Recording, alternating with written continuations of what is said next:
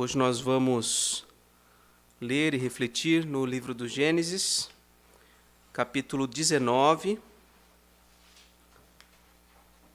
versículos 30 a 38.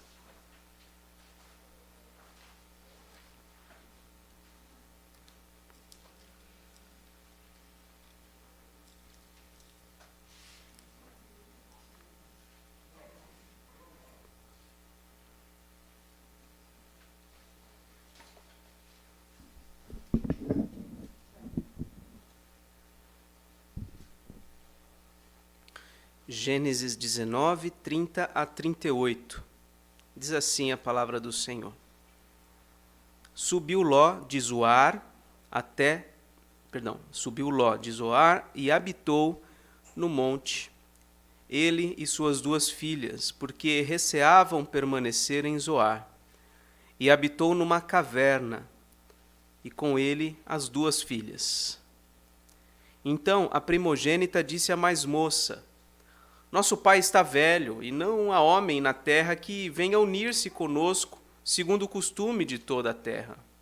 Vem, façamo-lo beber vinho, deitemo-nos com ele e conservemos a descendência de nosso pai. Naquela noite, pois, deram a beber vinho a seu pai. E entrando a primogênita, se deitou com ele, sem que ele o notasse, nem quando ela se deitou, nem quando se levantou. No dia seguinte, disse a primogênita à mais nova: Deitei-me ontem à noite com o meu pai. Demos-lhe a beber vinho também esta noite. Entra e deita-te com ele, para que preservemos a descendência de nosso pai. De novo, pois, deram aquela noite a beber vinho a seu pai. E entrando a mais nova, se deitou com ele, sem que ele o notasse, nem quando ela se deitou, nem quando se levantou. E assim as duas filhas de Ló conceberam do próprio pai. A primogênita deu à luz um filho e lhe chamou Moabe.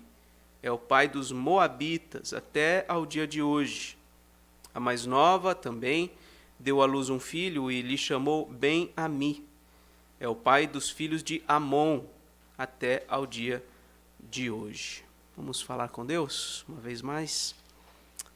Santo Deus, te agradecemos, Pai, pela tua santa e bendita palavra. Te agradecemos porque ela é lâmpada para os nossos pés e luz para os nossos caminhos. Nos ensina a respeito do Senhor e nos ensina a respeito de nós mesmos, de quem nós somos. E que o Senhor nos ajude, Pai, a voltarmos os nossos olhos à única esperança, Senhor, que não somos nós mesmos. Possamos, ó Deus, voltar nossos olhos a Cristo e nele encontrar salvação, santificação e redenção. Abençoa-nos nesta hora que vamos refletir na Tua palavra. Assim oramos em nome de Jesus. Amém.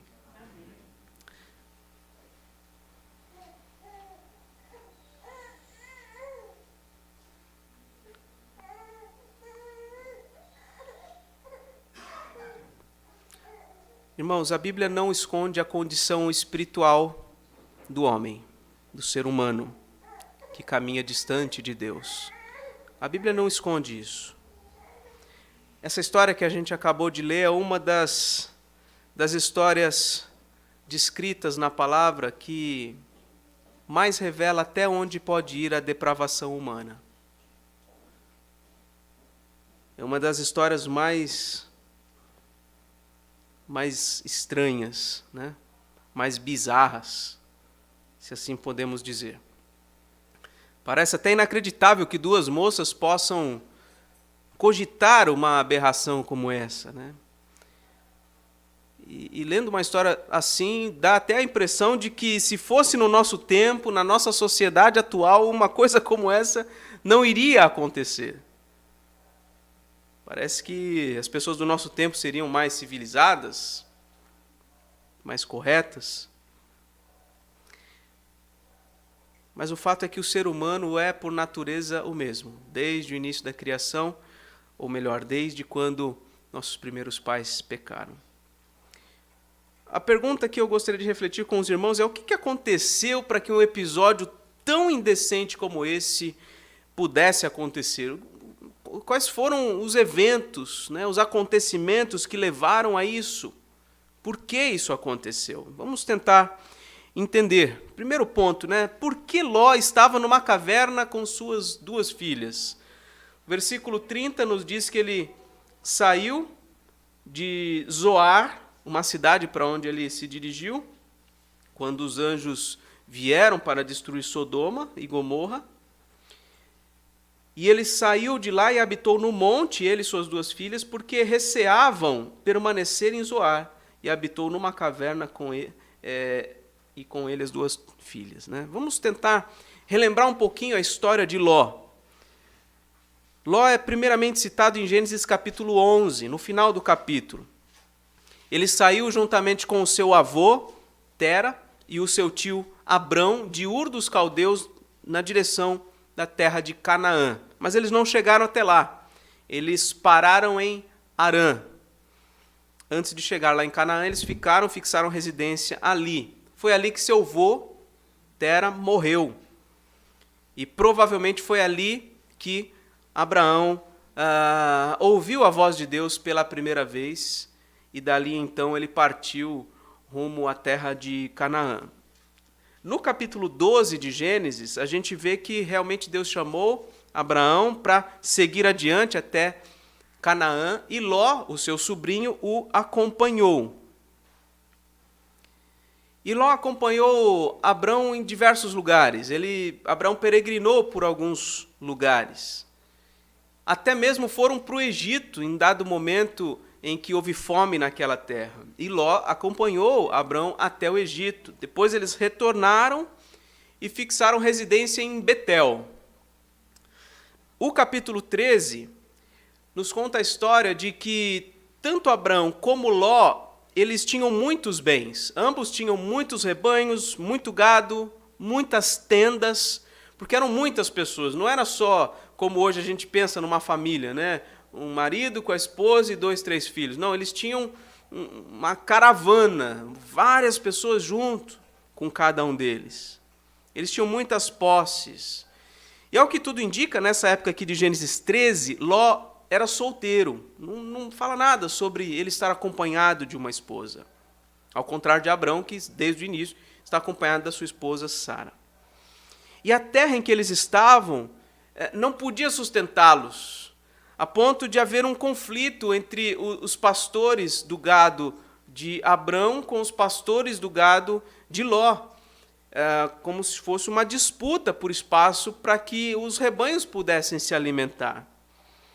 E para que esse conflito não chegasse até Abrão e Ló, entre si, Abrão buscou evitar isto, chegou para Ló, falou para ele, deu a ele a oportunidade de escolher para que lado ele preferia ir, e diz lá em Gênesis capítulo 13, versículo 10, que Ló levantou os olhos, viu a campina do Jordão, que era toda bem regada, antes de haver o Senhor destruído Sodoma e Gomorra, era como o jardim do Senhor. Olha a descrição aqui de como era aquele lugar, como o jardim do Senhor, como a terra do Egito, como quem vai para Zoar.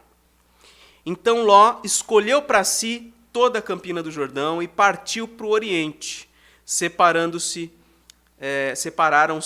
um do outro.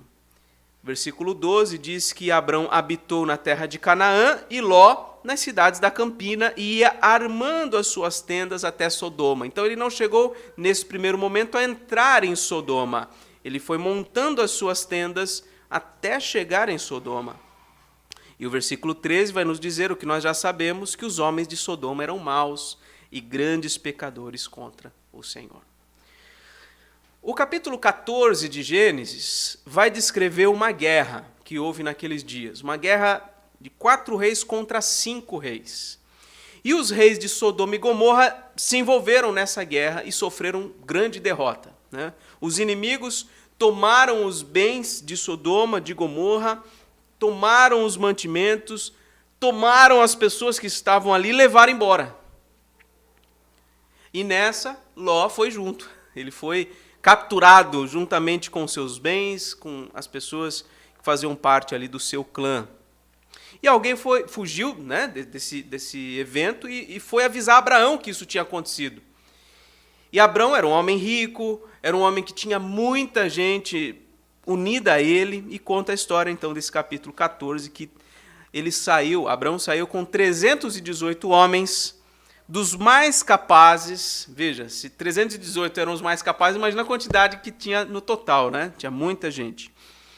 E eles, então, foram perseguir esses inimigos que levaram Ló, que levaram todos os bens de Sodoma e Gomorra. E, no final das contas, Abraão consegue livrar seu sobrinho, traz de volta os bens, traz as mulheres, traz o povo, tudo de volta. E quando ele voltou, o rei de Sodoma propôs que Abraão ficasse com os bens e devolvesse só as pessoas. E Abraão não quis nada, ele falou, não quero ficar com nada, né? E depois desse episódio, Ló volta a ser mencionado só no capítulo 19, que é este que nós estamos estudando, com a chegada dos 2 anjos na cidade de Sodoma, aqueles 2 anjos que passaram pela casa ou pela tenda de Abrão, fizeram a refeição ali e foram na direção de Sodoma a fim de conhecer a gravidade do estado moral daquelas cidades. E como nós já vimos na semana passada, do verso 1 ao 29, a cidade de Sodoma, Gomorra e toda aquela região foi destruída pelos anjos por não haver ali nem mesmo um justo. Ló foi livrado, né, com sua família ali. Desde que Ló e Abraão se separaram até esse episódio do capítulo 19 aqui, passaram-se cerca de 20 anos. Ló provavelmente se casou em Sodoma com uma mulher dali, e ali nasceram suas 2 filhas. Voltando um pouquinho, quando os anjos chegaram naquela cidade, eles viram a imoralidade dos homens e logo providenciaram a saída de Ló com a sua esposa, com suas filhas, com os homens que estavam prometidos para suas filhas, seus genros, porque por amor a Ló, o Senhor ia preservar toda a sua família, para que eles não sofressem a punição de Deus juntamente com aquela cidade. Antes de sair da cidade, Ló tentou convencer seus genros, eles acharam que ele estava brincando, não o acompanharam. Saiu então apenas Ló, sua esposa, suas 2 filhas. Mas no caminho, a mulher de Ló, como vocês já sabem, ela desobedece à ordem do anjo, olha para trás, né? E então ela morre transformada numa estátua de sal e ficam, portanto, somente Ló e as suas 2 filhas. Ele então pede para ir para a cidadezinha de Zoar, chamada Zoar, e eles chegam ali provavelmente sem nenhum recurso. Tudo que eles tinham, tudo que eles construíram, a vida deles toda ficou ali em Sodoma, que foi destruída pelo Senhor. E algum tempo depois, não muito tempo, eu acredito, está aqui o versículo 30 dizendo que eles receavam permanecer ali em Zoar. Por que eles ficaram receosos de permanecer em Zoar? Creio que porque eles começaram a ver que os homens daquela cidade eram tão pecadores como os homens de Sodoma contra Deus. Eles eram pecadores contra Deus e presumiram certamente que o juízo de Deus também viria mais cedo ou mais tarde sobre aquela cidade. Então eles recearam ficar ali e saíram e foram. Versículo 30 diz que eles foram habitar num monte, mais especificamente numa caverna. E aqui eu quero que os irmãos percebam que essa caverna expressa a decadência de Ló. De um homem rico, influente, porque ele se tornou influente em Sodoma, um homem respeitado, Ló se tornou um homem isolado, pobre, sem nenhuma perspectiva. Essa caverna realmente é símbolo da decadência desse homem. Isso tudo por quê? Certamente por conta da decisão que ele tomou 2 décadas atrás de viver em meio a uma sociedade depravada. a decisão dele de se separar do homem que tinha um vínculo com o Senhor, que tinha a promessa do Senhor, se separar dele para se unir, se vincular, se familiarizar com uma sociedade depravada. Mas o pior ainda estava por vir. Você acha que a caverna morar numa caverna sem ter absolutamente nada é o pior que pode acontecer na vida de alguém? Não, algo ainda mais terrível nós já lemos e acontece na vida dele. E agora a segunda coisa, por que as filhas de Ló decidem engravidar dele? Essa é a grande tragédia da vida de Ló, é o ápice da decadência moral, da ruína moral em que ele se encontrou. Por que as filhas de Ló decidem engravidar dele? Do versículo 31 ao versículo 35 a gente vê que isso acontece.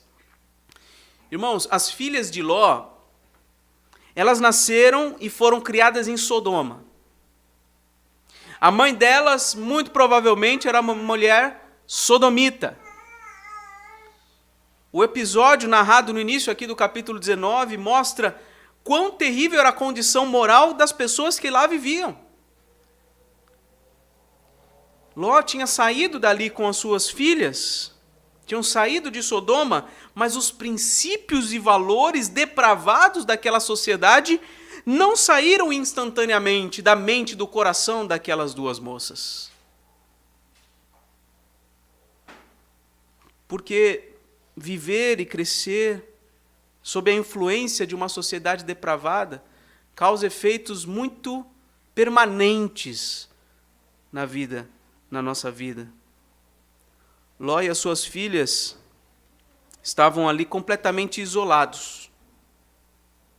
E era uma vergonha para qualquer homem naquele tempo, nas culturas daquele tempo, não ter filhos que dessem continuidade à sua descendência. Eles não tinham mais vínculos sociais, todas as pessoas com quem eles se relacionavam morreram, foram destruídas. Por alguma razão, ele não quis retornar para Abrão. Isso colocava ele, portanto, numa grande dificuldade. Ló dificilmente poderia se casar novamente, estando isolado, estando naquela condição. Também, talvez, em razão da sua idade. Ele já era idoso nesse tempo, já tinha mais idade. Ló também não conseguiria arranjar marido para suas filhas, eles não tinham vínculos sociais, eles não podiam chegar agora, do nada, numa cidade e tentar se envolver como eles fizeram 20 anos atrás. As condições eram outras. Eles chegaram quase que literalmente ao fundo do poço, né? Mas literalmente no fundo de uma caverna. Aparentemente não tinha saída nenhuma para aquela situação. Então, as filhas, que não tinham nenhuma outra referência senão o que elas viram durante a vida inteira naquela cidade de Sodoma, depravada, elas então têm essa ideia. Elas decidem engravidar do próprio pai. Essa, na cabeça delas, seria uma saída para que seu pai tivesse uma descendência. O nome do seu pai não morresse, né? não fosse esquecido. A ideia inicial, o texto nos conta, foi da primogênita. Ela fez essa proposta terrível à sua irmã, ambas concordam com o plano. Elas embebedaram o pai, a tal ponto que ele nem percebeu quando chegaram ou saíram, não se deu conta de nada, não somente um dia, mas 2 dias. Elas fizeram o que achavam mais certo aos próprios olhos. Não foram guiadas pela fé, porque não tinham fé. Não foram guiadas por princípios e valores que agradassem a Deus, porque elas não tinham esses princípios e valores.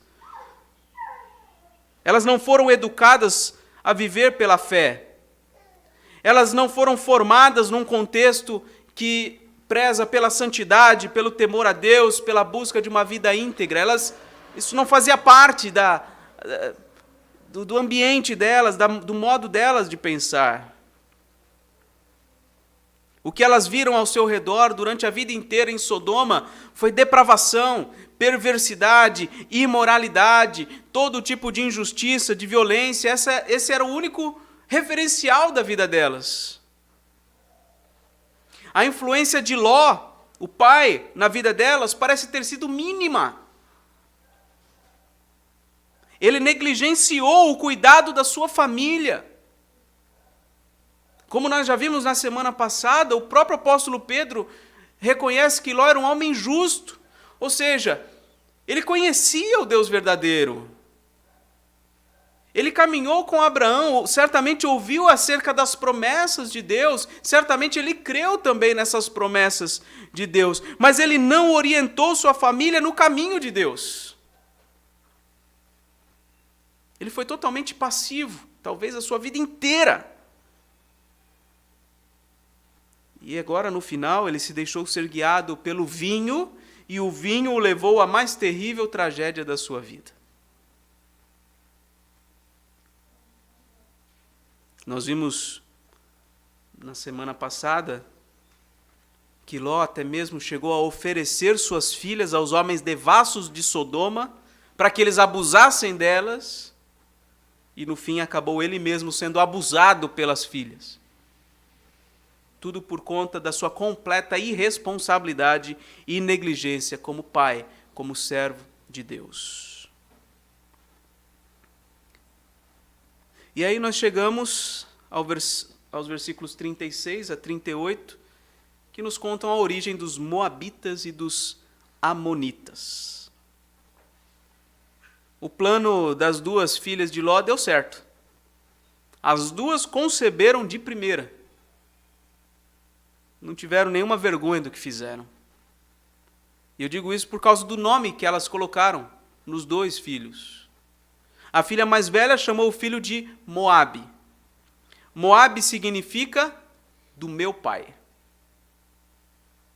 A filha mais nova chamou seu filho de Ben-Ami, que significa filho do meu povo, ou melhor, talvez, filho do meu parente. Elas não quiseram esconder o que elas fizeram, elas colocaram no próprio nome dos filhos o pecado que elas praticaram. Ficou estampado isso. Moabe foi o pai dos Moabitas, como diz aí o versículo 37, e Ben-Ami foi o pai dos filhos de Amon, que na escritura aparecem como Moabita, ou melhor, Amonitas. Moabitas, filhos de Moabe. Amonitas, filhos de Amon. E ambos esses povos foram inimigos do povo de Israel. Embora fossem aparentados com os israelitas, fossem meio parentes por conta do vínculo que eles tinham com Ló, e Ló era sobrinho de Abraão, né? Embora eles fossem, vamos dizer assim, meio parentes, né? Eles não tiveram nenhuma compaixão de Israel em nenhum momento. Eles se tornaram realmente inimigos de Israel. Houve um episódio narrado por Moisés em Números, capítulo 22, conta que Israel tinha saído do Egito, né, estava próximo à terra dos Moabitas, quando caminhavam na direção de Canaã, retornando depois dos 400 anos de escravidão. Né. Israel já tinha vencido algumas batalhas no meio do percurso, e o rei dos Moabitas, chamado Balaque, ele ficou com medo de Israel e ele tentou ali subornar uma espécie de um feiticeiro, um profeta chamado Balaão, para amaldiçoar os israelitas. E Balaão foi impedido pelo Senhor Deus de fazer isto. Se você já leu essa história, você vai se lembrar. Por 3 vezes o Senhor impediu ele de amaldiçoar o povo de Israel. Mas Balaão não tinha nenhum compromisso com o povo de Deus. São bonitas as palavras que ele diz a respeito do povo de Deus, certamente movido pelo Espírito Santo, porém, ele não era um homem piedoso. E ele aconselhou os moabitas a fazer algo que pudesse atrair a maldição de Deus sobre o seu próprio povo. E essa história é terrível. Em Números capítulo 25, nós vemos ali que o povo começou a se prostituir. Com quem? A história conta. Os as filhas dos moabitas. Ou seja, as mulheres moabitas, por conselho de Balaão, foram e seduziram os israelitas.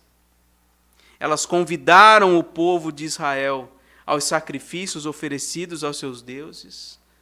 O povo comeu a carne desses sacrifícios, adorou aos deuses dessas mulheres. E então, quando os homens de Israel se juntaram ao culto ao Deus chamado Baal-Peor, a ira do Senhor se acendeu contra o povo, muita gente morreu. Realmente, Deus se irou contra o seu próprio povo. O que a gente vê com isso? Que a imoralidade que as filhas de Ló aprenderam em Sodoma e que as levou a praticar incesto com o próprio pai, esse mesmo padrão imoral de comportamento seguiu por suas gerações.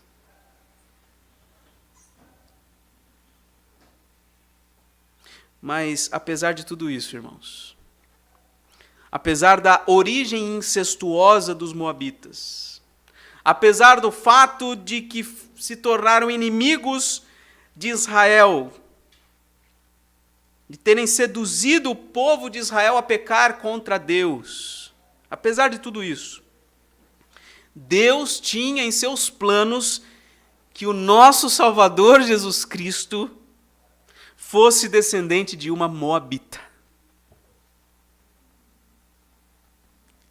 Uma mulher que, apesar de suas raízes, deixou seu próprio povo para se unir aos descendentes piedosos de Abraão, se unir ao povo de Deus.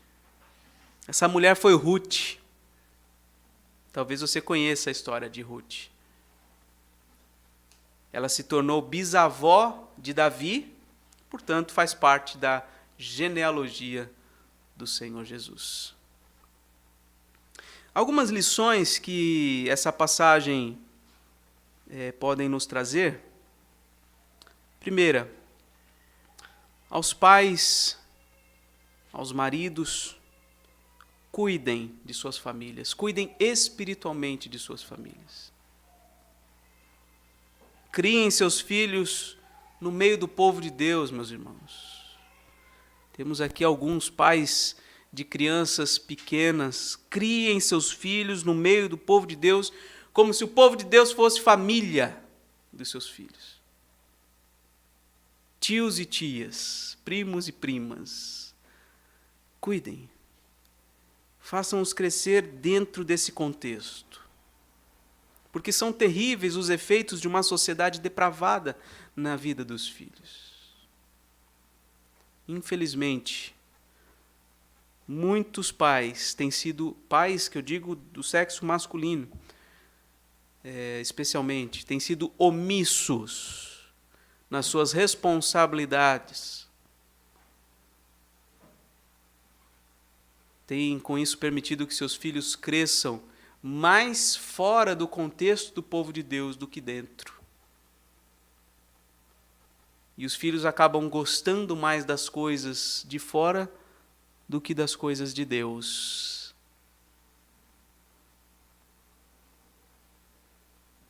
E o pecado é tão sutil que eles ainda vão justificar, de alguma forma, isso ter acontecido, tentando se isentar da responsabilidade. Meus irmãos, homens, assumam a liderança espiritual do lar de vocês. Vocês são responsáveis diante de Deus. Eduquem seus filhos, ensinem seus filhos no caminho do Senhor.